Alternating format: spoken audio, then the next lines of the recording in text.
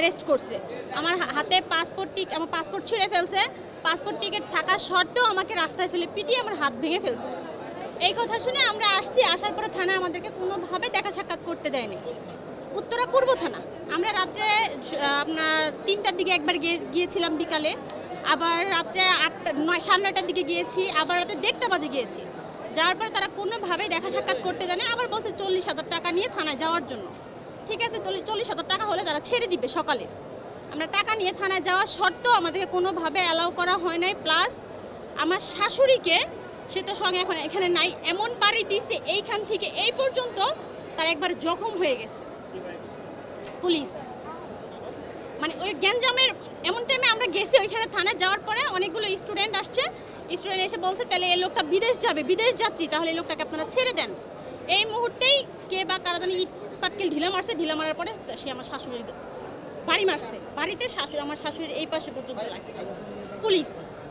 তারপরে বললাম যে আপনারা 40,000 টাকা নিয়ে আসতে বলছেন, আমি 40,000 টাকা নিয়ে আসছি, তারপর আমার হাজব্যান্ডটাকে ছেড়ে দেন। আমার বাচ্চা বারে বারে বলছে যে আমার বাবাকে একটু দেখতে দেন, তাও দেখতে দেয় নাই। আমার পাসপোর্টটা ছিঁড়ে ফেলানোর কারণটা কি? তার তো কোনো অন্যায় ছিল না, সে ট্রেনিং শেষ করে আসতেছে এবং কি তার 20 তারিখে ফ্লাইট ছিল। তারপরে পুলিশ আর আমাদেরকে কোনোভাবেই অ্যালাউ করলো না, আমাদেরকে দেখাইলোও না। আমরা এতবার দেখতে চাইলাম, দেখতে যাওয়া সত্ত্বেও সে আমাদেরকে কোনোভাবে দেখাইলো না। না দেখার ফলে সে পরের দিন আমাদেরকে বলে আমরা কোর্টে চালান দিয়ে দিছি। তা আমরা বললাম যে আপনারা টাকাও চাইলেন, কিন্তু সে টাকা নেয় নাই।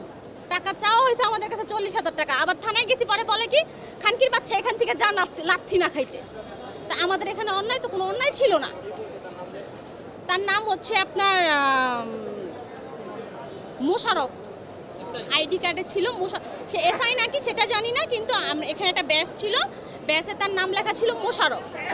সেটা আমরা শুধু দেখেছি না, আমরা সেটা অবশ্যই খেয়াল করে তাকে আমরা জিজ্ঞেস করছি যে এখানে আপনারা কেন ধরে নিলেন বা কী আসে এই বিষয়। সে বলে সে গ্যাঞ্জামের ভিতরে ছিল। সে যে গ্যাঞ্জামের ভিতরে ছিল, যখন 1:06 তাকে আমরা ফোন দিছি, সে শুধু বললো চারদিকে শুধু ধোঁয়া, আমি কিছু চোখে দেখতেছি না, মানুষ যারাই পাইতেছে তারাই নাকি গুলি করতেছে। এটা শোনার সঙ্গে সঙ্গে কিন্তু আমরা গাজীপুর থেকে রওনা হয়েছি রিক্সা নিয়ে, ওনাকে আমরা নিয়ে আসবো।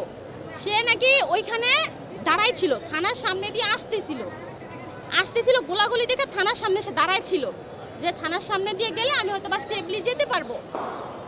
সে এইটা ভেবে সে আসতেছিল, এর মধ্যে তাকে অ্যারেস্ট করে ফেলছে। তখন আমি পুলিশকে যখন বলছি যে আমার হাজব্যান্ডকে দেখতে দেন, বা ওর হাতে পাসপোর্ট ছিল, তারপর সে জর্ডান যাবে, সে গার্মেন্টসে যাবে, 20 তারিখে সে জর্ডান যাবে, কিন্তু তাকে 18 তারিখে অ্যারেস্ট করা হয়েছে।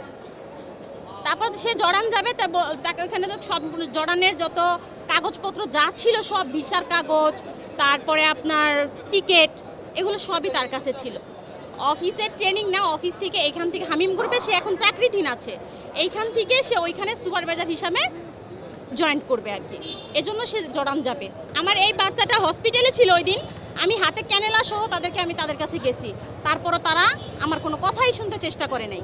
দৈনিক 5,000 টাকার ওষুধ লাগে, আমি ওনাদেরকে কাগজপত্র পর্যন্ত দেখাইলাম যে দেখেন আমার এই বাচ্চাটা, ওর বাবা যদি ভিতরে থাকে তাহলে আমি কিভাবে আর চিকিৎসা করব। একটা মাস ডাক্তার আমাকে দিয়েছে প্রত্যেকটা ইঞ্জেকশন 4200 টাকা। ওর বাবা যদি ভিতরে থাকে তাহলে আমরা কিভাবে কি করব? কোনো কথা পুলিশ আমাদের শুনতেছে না। আমার বাচ্চা পর্যন্ত বলছে আমার বাবাকে দেখতে দেন, আমি আমার বাবার কাছে যাব, তারপর ওর বাবার কাছে যেতে দেওয়া হয়নি।